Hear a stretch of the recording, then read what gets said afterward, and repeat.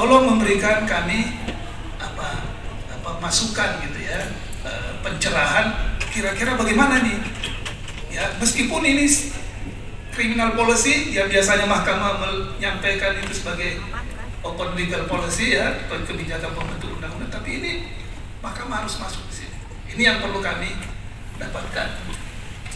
Kemudian yang terakhir dari Pak Fatila, ini menyangkut izin nih ya.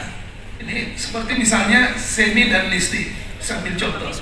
Saudara Semi ini selama ini pernah membayar menerima royaltinya itu sebagai penyanyinya, itu menerima royalti dari LMK, dan apakah juga ketika menyanyi juga ya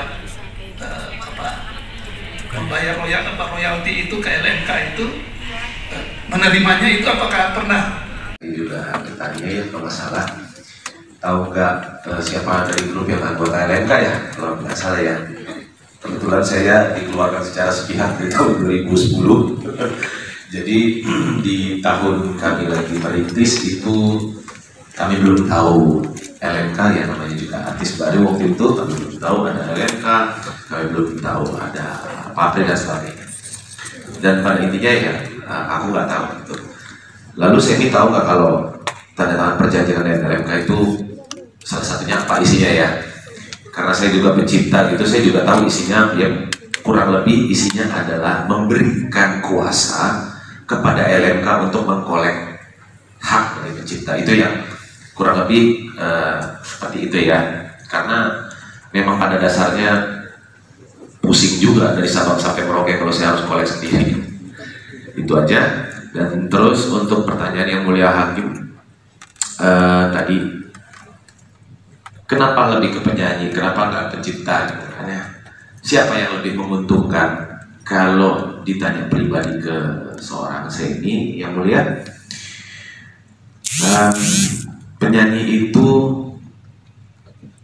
singkat sekali yang mulia. Dia harus hidup sehat, dia harus makan yang sehat kalau dia masih mau nyanyi sampai umur 70. Tapi sebagian kan biasanya itu hanya untuk yang beruntung. Kalau mungkin untuk penyanyi yang dia harus nyanyi di pagi hari, pagi udah antar anak sekolah, dia harus ya terbolak-balik lah hidupnya dengan orang normal. Saya pikir dia harus benar-benar bekerja sekuat tenaga untuk punya tabungan yang cukup di hari tua, karena kalau penyanyi sudah sakit, sudah terbaring di rumah sakit, hak ekonominya sudah, atau band-band kafe yang tidak dikenal luas, tidak punya fans. Ya apalagi kalau kita tidak menjual jasa yang mulia, cuma jasa itu aja yang kami punya. Kami punya keahlian main gitar, ya kami jual dengan suara gitarnya. Kami punya keahlian main bass, ya kami jual dengan suara bassnya. Kami bisa bernyanyi ya, itulah yang kami jual, itulah yang kami latih dari kecil. Bahkan mungkin ikut kursus, bahkan untuk mencapai seperti Lesti, untuk bertarung di TV nasional, mungkin dia harus jaga makanan, nggak boleh minyak, nggak boleh sembarangan. Itu untuk supaya dia mendapatkan kualitas yang luar biasa sehingga jasanya bisa dijual kepada masyarakat luas. Untuk kami bisa tahu apakah royalti sudah dibayarkan kepada pencipta, jujur yang mulia, kami tidak tahu. Tapi kami punya harapan itu sehingga kami mencantumkan di dalam kontrak bahwa segala sesuatu atau pembayaran royalti itu harus dibayarkan oleh penyelenggara. Dan saya rasa sebagai performer itu sangat-sangat cukup untuk memberitahukan atau berpihak pada seorang profesi pencipta yang mulia. Dengan kami memberikan petunjuk seperti itu dalam kontrak kami yang harus ditandatangani, itu menurut saya itu lebih dari cukup gitu loh. Karena memang kami performer, saya mewakili penyanyi, sangat-sangat ingin pencipta itu mendapatkan haknya dan hidup layak. Kenapa saya bisa bilang begitu yang mulia? Saya sedih, jujur saya sedih, ini sedikit curhat aja, saya harus menyampaikan ini biar tidak lupa yang mulia. Saya banyak meng-capture DM-DM yang masuk ke Instagram saya, dimana DM-DM ini membuat hati suka album rekaman. Itu tahap-tahapnya butuh bantuan banyak tangan yang mulia.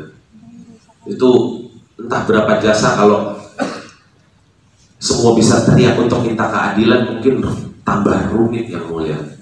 Saya sedih, saya harus meng-capture sebanyak ini, hanya sebagian kecil.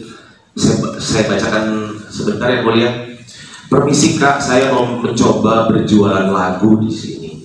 Saya berumur 34 tahun dan sudah ratusan lagu yang saya ciptakan semenjak SMP. Tapi sama sekali belum terekspos karena tidak memiliki koneksi ke dunia musik. Jujur saja saya mulai menyerah dengan mimpi saya. Mohon bantuannya, siapa tahu kakak berkenan menolong untuk membeli lagu ciptaan saya. Untuk harga dan ketentuan lainnya bisa kita bicarakan lebih lanjut. Terima kasih sudah berkenan membaca. Lalu saya harus balas apa yang mulia? Dengan kejadian seperti ini jujur saya balas, semoga ada kesempatan untuk kerjasama. Tapi dunia musik sedang tidak baik-baik saja. Saya takut untuk menerima lagu. Semoga ke depan konflik para pencipta lagu ini bisa selesai. Karena saya sangat memahami yang mulia, kolaborasi itu sangat tidak bisa dihindari. Mungkin di luar sana jadi saya bilang, lu bisa apa tanpa pencipta? Ya kita balik juga, pencipta bisa apa tanpa penyanyi, kan seperti itu. Itulah yang namanya kolaborasi yang mulia. Saling menguntungkan. Kami ini seperti air dan ikan, saling membutuhkan yang mulia.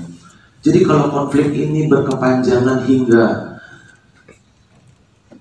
sampai ke titik bahwa seorang pencipta yang belum dikenal, bahkan dia harus mengubur mimpinya karena dia tidak punya akses ke dunia musik untuk mengenalkan lagu-lagunya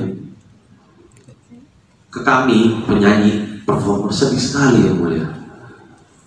Manajemen dan untuk akses mengetahui pembayaran royalti atau kontrak yang sudah disepakati oleh pihak penyelenggara itu semuanya sudah diurus rapih oleh manajemen. Maka dari itu terkait akses royaltinya semuanya sudah diurus oleh manajemen. Terima kasih. Baik, dari Adit, Bu Gracia sekarang. Baik, terima kasih yang mulia. Karena pertanyaannya cukup banyak, saya akui, jadi saya akan mencoba menjawab satu persatu. Nanti bisa ditambahkan tertulis. Oke. Ya. Sekarang yang kira-kira bisa disampaikan dulu dengan waktu yang tidak terlalu lama. Baik. Selebihnya nanti bisa dikirim untuk secara tertulis. Ya, baik yang mulia. Silakan. Oke, mungkin saya mulai dari pertanyaan dari pemohon. Apakah bahwa setiap kegiatan performing itu pasti ada izin?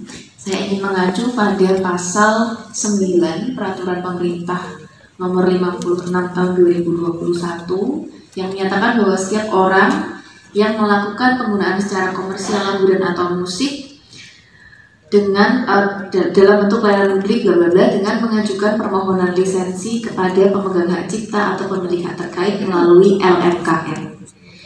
Artinya melalui pasal ini kita bisa melihat bahwa secara urusan administrasi untuk performance atau pertunjukan itu diurus melalui LMKN. Jadi permohonan lisensinya melalui LMKN dan kuasa, karena LMKN itu adalah atau bertindak selaku kuasa dari pencipta, pemegang hak cipta atau pemilik hak terkait sebagaimana dicantumkan dalam pasal 1 angka 22 Undang-Undang Hak Cipta 2014.